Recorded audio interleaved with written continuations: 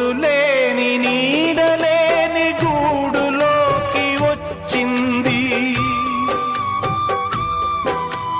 ఆడతోడు ఉంటానని మూడు ముళ్ళు వేయమంది.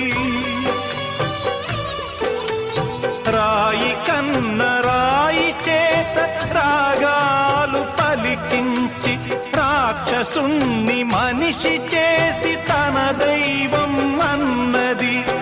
ఏనాటిదో ఈ బంధం బోయవాని వేటుకు గాయపడిన కోయిలా.